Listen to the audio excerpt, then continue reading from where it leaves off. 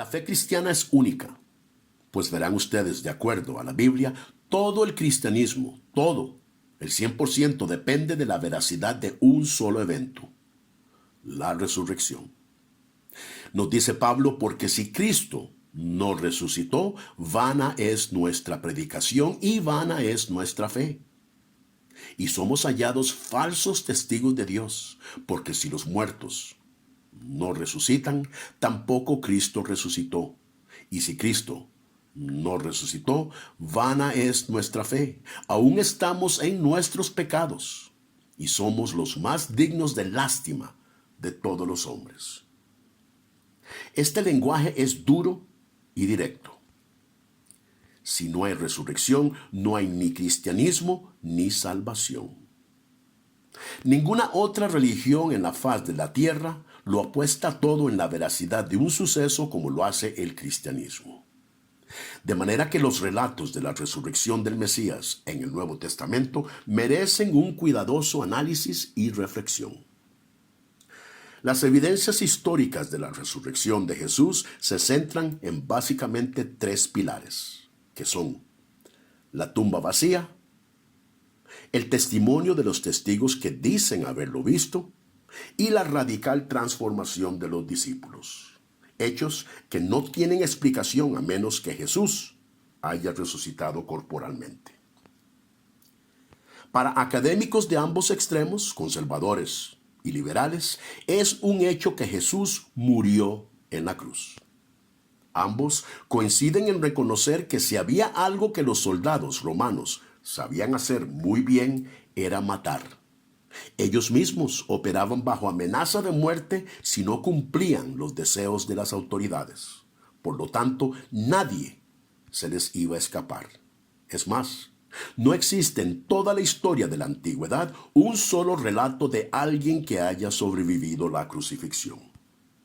Esto es importantísimo, porque los mismos académicos también coinciden en que ese primer domingo de Pascua, la tumba amaneció vacía. Las autoridades nunca refutaron este hecho. Es más, cuando los judíos culpan a los discípulos de haber robado su cuerpo, estaban reconociendo que la tumba estaba vacía. De otro modo, todo lo que necesitaban hacer para de una vez por todas desmantelar esta nueva secta era simplemente producir el cuerpo de Jesús y decirle al pueblo, aquí está. Pero no fue así.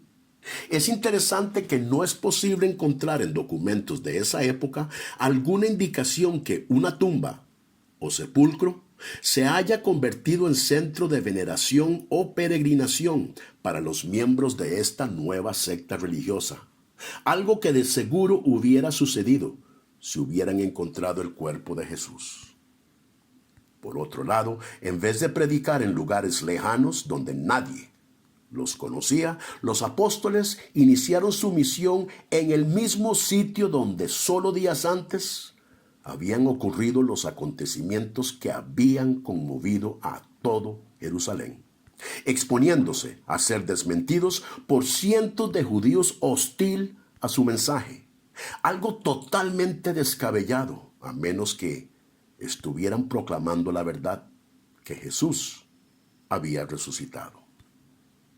Otro punto que otorga autenticidad a la narrativa de la resurrección es que, de acuerdo a los evangelios, fueron mujeres las que primero encontraron la tumba vacía. Y fueron ellas quienes avisaron a los apóstoles. Si los autores de los evangelios estaban mintiendo, no hubieran usado a mujeres como testigos, pues verán ustedes, el testimonio de una mujer en esos días de la cultura judaica no valía mucho.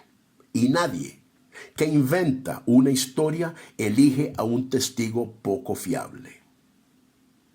Pablo nos declara cómo después de resucitar al tercer día, Cristo se aparece a Cefas y después a los 12. Luego se nos dice que apareció a más de 500 personas a la vez. Después a Jacobo, al resto de los apóstoles y de último, dice Pablo, a mí. La resurrección, señoras y señores, fue un hecho histórico. La misma persona que había sido ejecutada, 3 días después se dejó ver, escuchar y tocar por cientos de testigos, llegando hasta a comer delante de muchos de ellos. Solo un encuentro con Cristo resucitado puede explicar la radical transformación que tuvieron los discípulos, quienes pasaron de ser miedosos y cobardes a valientes predicadores y finalmente a mártires. Recordemos que todos habían huido la noche del arresto de su maestro. Uno de ellos hasta le había negado 3 veces. Y sin embargo, después de la resurrección, todos mostraron valentía ante las persecuciones, torturas y eventualmente hasta la muerte. Solo la resurrección puede explicar cómo Pablo, un feroz enemigo del cristianismo, fue transformado en su más fiel y comprometido defensor. Amigos, no es posible profundizar este valioso asunto en tan poco tiempo. Pero le invito a indagar más sobre el tema, escudriñando una obra que prueba cómo la resurrección sigue transformando vidas. A principios del siglo pasado, un agente de publicidad y escritor inglés, Albert Henry Ross, más conocido por su nombre de pluma, Frank Morrison, se dispuso a probar que el relato de la resurrección en la Biblia no era más que una superstición. Armado con un agudo ateísmo y escepticismo, Frank Morrison decidió escudriñar a mayor detalle la última semana de Cristo en la tierra, para demostrar de una vez por todas que los muertos no regresan a la vida.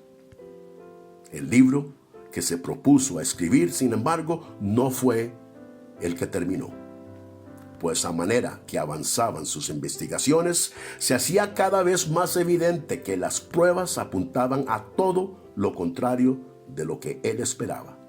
Y al final, Frank Morrison terminó rindiéndose ante la veracidad de la resurrección de Jesucristo. Y el libro, que estaba destinado a destruir al cristianismo, terminó convirtiéndolo. ¿Quién movió la piedra? Es una de las defensas de la resurrección más formidables que jamás se han publicado, y una obra que, en mi opinión, debe formar parte de la colección de libros de toda persona interesada en este importantísimo y fundamental tema. Yo les invito a escudriñar profundamente este valioso libro. Bienvenidos a Logos, Ética, Evidencias y Razones. ¿Qué opina usted sobre este tema? Aquí, en Leer, nos interesan sus comentarios y preguntas. Si encuentra provecho en el video, marque me gusta, compártalo y suscríbase al canal. De parte de todos aquí en el canal, les doy las gracias por escuchar.